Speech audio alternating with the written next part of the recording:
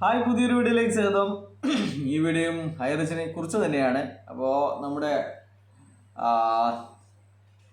23/11/2024 തൃശ്ശൂരുള്ള session കോടതി ബഡ്സിൻ്റെ designated court സുപ്രധാനമായ ഒരു നിരീക്ഷണം നടത്താൻ ഒരുങ്ങി നിൽക്കുകയാണ്. കഴിഞ്ഞ ദിവസം എല്ലാ തരത്തിലുള്ള വാദങ്ങളും കഴിഞ്ഞതാണ്, എല്ലാ പരിശോധനയും കഴിഞ്ഞതാണ്. വെബ്സൈറ്റ് അടക്കം തുറന്നുകൊണ്ട് പരിശോധന കഴിഞ്ഞതാണ്. ഇവരുടെ എല്ലാമായ വെബ്സൈറ്റ്, ഇവരുടെ സർക്കുലറുകൾ, ഇവർ കൊടുത്തിരിക്കുന്ന ബോണ്ടുകൾ, റെസീറ്റുകൾ എല്ലാം തന്നെ ഇവരുടെ 18 ലെവലിൽ 10,000 വാങ്ങി 18 ലെവലിൽ വീതിച്ചു കൊടുക്കുന്ന എല്ലാ കള്ളത്തരങ്ങളും കോടതിക്ക് ഉത്തമ ബോധ്യം വന്ന ഒരു ദിവസമായിരുന്നു കഴിഞ്ഞ ദിവസത്തെ നമ്മുടെ വാദം. അപ്പോൾ ഇനി അതിനെക്കുറിച്ചുള്ള ഒരു നിരീക്ഷണമാണ്. രണ്ടു പേരും 1 മണിക്കൂറും 2 മണിക്കൂറും ഒക്കെ നിർത്താതെ റിപ്പീറ്റ് അടിച്ച് ഒച്ചത്തിൽ പറഞ്ഞ കാര്യത്തിൽ എത്രമാത്രം കാര്യങ്ങൾ ജഡ്ജ്മെൻ്റ് ഉണ്ടാവും എന്ന് നമുക്ക് കണ്ടു തന്നെ അറിയണം. അതുപോലെ തന്നെ ഈ കമ്പനി ആൾക്കാരെ പറ്റിച്ചുണ്ടാക്കിയതാണെന്നും പിന്നെ മണി ചെയിനാണ് ചെയ്തതെന്നും ഒക്കെ പറഞ്ഞുകൊണ്ട് ഉള്ള മറുവാദങ്ങൾ മറ്റു വശത്തുമുണ്ട്. അപ്പോൾ എന്തായാലും വിധി നമുക്ക് നാളെ നോക്കാം. പക്ഷേങ്കിൽ ഇവിടെ ഉള്ള ഒരു കാര്യം, ഇപ്പോൾ ഹൈക്കോടതിയുടെ ഒരു ചെറിയ ഇടപെടലുകൾ ഉണ്ടായിട്ടുണ്ട് കഴിഞ്ഞ ദിവസം. അപ്പോൾ ആ ഒരു ഹൈക്കോടതിയുടെ ഇടപെടലിനെ ആണ് ആദ്യത്തെ ചോദ്യത്തിലൂടെ സെഷൻ കോടതി ഉത്തരം കൊടുക്കുക. അപ്പോൾ ആ ഒരു ചോദ്യം ഇതാണ്. നമ്മുടെ ജഡ്ജ്മെന്റിലെ 6ാമത്തെ പാരഗ്രാഫ്.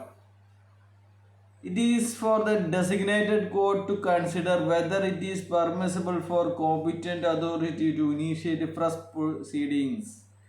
Competent authorityക്ക് ഫ്രഷ് പ്രൊസീഡിങ്സ് നടത്താൻ നിയമപരമായിട്ടുള്ള അനുവാദമുണ്ടോ? Needless to say, while affecting such consideration, the designated court should also deal with the petitioner's contentions that Exhibit P12 is only reissuance of an earlier provisional attachment order. അപ്പോൾ ഈ reissue fresh proceedings ചെയ്യാൻ അനുവാദമുണ്ടോ എന്ന് പരിശോധിക്കുമ്പോൾ ഒരു കാര്യം കൂടി പരിശോധിക്കണം. ഇത് പെറ്റീഷണർ ആരോപിക്കുന്നത് പോലെ റീഇഷ്യൂ ആണോ ചെയ്തിരിക്കുന്നത് എന്നുള്ള കാര്യങ്ങൾ, റീഇഷ്യൂ ചെയ്തതാണോ എന്ന് കൂടി പരിശോധിക്കണം. റീഇഷ്യൂ ചെയ്തതാണോ എന്ന് പരിശോധിക്കണം. റീഇഷ്യൂ ആണെന്നല്ല പറഞ്ഞിരിക്കുന്നത്, റീഇഷ്യൂ ആണോ ചെയ്തത് എന്ന് പരിശോധിക്കണം എന്നാണ് പറഞ്ഞിരിക്കുന്നത്. The writ petition is accordingly disposed of, directing the designated court to first decide whether it is permissible for the competent authority to initiate fresh proceedings or reissue an earlier provisional attachment order. writ petition ഇതിനാൽ തീരുമാനമാകുന്നു. എന്താണെന്ന് വെച്ച് കഴിഞ്ഞാൽ designated court പരിശോധിക്കുക, competent അതോറിറ്റിക്ക് fresh proceedings നടത്താൻ അല്ലെങ്കിൽ reissue ചെയ്യാനുള്ള നിയമപരമായിട്ടുള്ള അധികാരമുണ്ടോ എന്ന് പരിശോധിക്കുക. പ്രൊവിഷണൽ അറ്റാച്ച്മെൻറ്റ്, ഫ്രഷ് പ്രൊസീഡിങ്സോ റീഇഷ്യൂവോ ചെയ്യാനുള്ള അനുവാദമുണ്ടോ എന്ന് നോക്കുക എന്നാണ് കഴിഞ്ഞ ദിവസത്തെ ഹൈക്കോടതിയുടെ ജഡ്ജ്മെന്റ് എന്ന് പറയുന്നത്. ഈ റീഇഷ്യൂ ചെയ്തിരിക്കുന്നതിലെ ഒരു പ്രശ്നം നമ്മുടെ ഹൈക്കോടതി ഡെസിഗ്നേറ്റഡ് കോർട്ടിൽ ചൂണ്ടിക്കാണിച്ചിരിക്കുന്നത്, അതിലൊരു വേർഡ് റീഇഷ്യൂ എന്ന് വന്നിട്ടുണ്ടെങ്കിൽ പോലും അതിലെ പുതിയ ഉത്തരവാണ് അതെന്നും അതിൻ്റെ ഡേറ്റ് പുതിയതാണെന്നും അതിൻ്റെ ഫയൽ നമ്പർ പുതിയതാണെന്നും അതിലെ ടെക്സ്റ്റ് ബോഡി മാറ്റിയിട്ടുണ്ട് എന്നുമാണ്. റീ ഇഷ്യൂ എന്ന് പറഞ്ഞു കഴിഞ്ഞാൽ വെറും ഡേറ്റ് മാറ്റം മാത്രം മാറ്റിയിടുന്ന ഒരു സംഭവത്തിനെയാണ് നമുക്ക് റീ ഇഷ്യൂ എന്ന് പറയാൻ പറ്റുക. എന്നാൽ റീ ഇഷ്യൂ ചെയ്തു എന്ന് പറയുന്ന അതിൽ പാരഗ്രാഫ് അടക്കം അധികമായിട്ട് വന്നിട്ടുണ്ട് എന്നുള്ളതാണ്. ആ നടപടി റീ ഇഷ്യൂ ചെയ്ത് തന്നെയാണ്, പക്ഷേങ്കിൽ അത് പുതുതായി എടുത്തിരിക്കുന്ന ഒരു നടപടിയാണ് എന്ന് പരിഗണിക്കണമെന്നാണ് കോടതിയുടെ മുമ്പാകെ നിക്ഷേപകർക്ക് വേണ്ടി വാദിച്ച വക്കീൽ പറഞ്ഞിരുന്നത്. ഇത് ഫ്രഷ് പ്രൊസീഡിങ്സ് തന്നെയാണ് എന്നാണ്. ഇത് ബഡ്സ് റൂളിൻ്റെ 4ാമത്തെ റൂൾ പ്രകാരം ഇത് ഒരു ഇൻട്രീം ഓർഡറാണെന്നും ഇൻട്രീം ഓർഡറായ സ്ഥിതിക്ക് തന്നെ ഇൻട്രീം ഓർഡറുകൾ പുതുക്കാൻ കാലാവധി കഴിയുമ്പോൾ പുതിയ ഇൻട്രീം ഓർഡറുകൾ ഇറക്കാനുള്ള നിയമപരമായിട്ടുള്ള അനുവാദം അല്ലെങ്കിൽ അവകാശം അത് ഇറക്കുന്ന ആൾക്ക് ഉണ്ട് എന്നാണ് അതിൻ്റെ സാരം.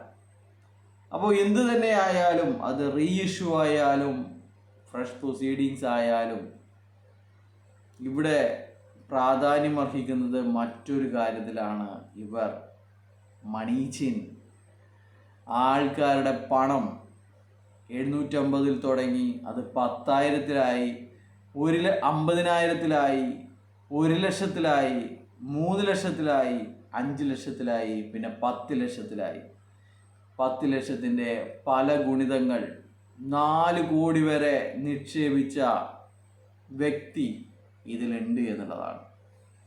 അപ്പോൾ ഇത്ര മാത്രം കഴിഞ്ഞ തവണ ഇതേ കോടതി മറ്റൊരു ജഡ്ജാണ്, ഇതേ കോടതി വിധിക്കുന്ന സമയത്ത് ഇത്ര പോലും തെളിവുകൾ കോടതിയുടെ മുമ്പാകെ വന്നിട്ടില്ലായിരുന്നു എന്നുള്ളതാണ്.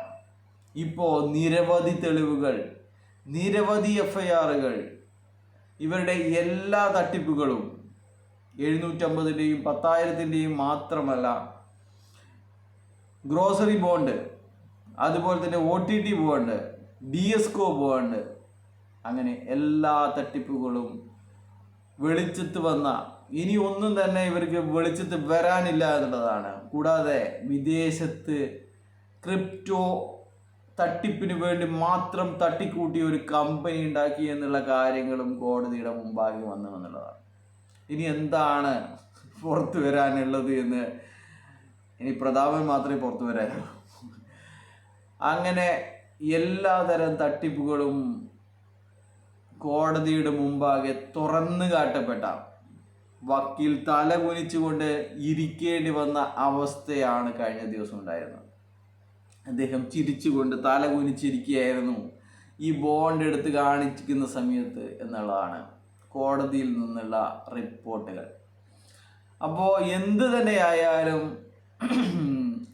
ഒരുപാട് പൂഴ്ത്തിവെച്ച പണം ഇപ്പോഴും ഉള്ളത് കൊണ്ട്, കുഴൽപ്പണം ഇപ്പോഴും ഉള്ളത് കൊണ്ട് ഈ കേസ് നീളുമെന്ന് തന്നെയാണ് മനസ്സിലാക്കുന്നത്. നമുക്കൊക്കെ മനസ്സിലാകുന്നത് ഈ കേസ് നാളെയോ അല്ലെങ്കിൽ ഈ മാസമോ അവസാനിക്കില്ല, ഈ കോടതിയിൽ അവസാനിക്കില്ല. ഇത് ഹൈക്കോടതിയിലും ഡിവിഷൻ ബെഞ്ചിലും അങ്ങനെ പല കോടതികളിലും ഇവർ കയറി ഇറങ്ങും എന്നുള്ളതാണ്. ഇതുകൊണ്ട് തന്നെയാണ് ഇത്തരം തട്ടിപ്പുകളൊക്കെ ചെയ്ത് ശീലമുള്ള ആൾക്കാർ ഇതുമായി സലാം പറഞ്ഞിരിക്കുന്നത് എന്നുള്ളതാണ്.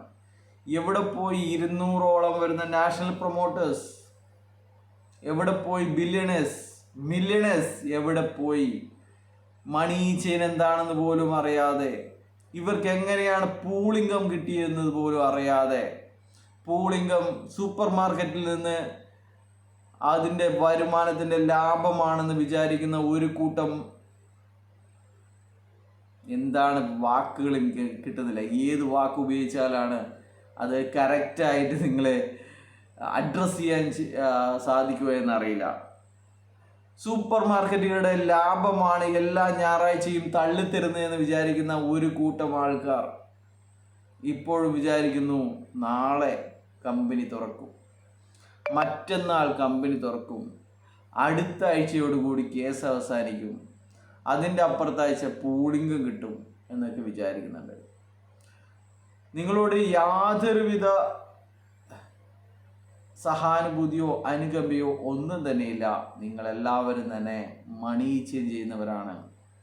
ഇത് ഇത്രയും 1 വർഷമായിട്ടും മനസ്സിലാക്കാത്തവരാണ്.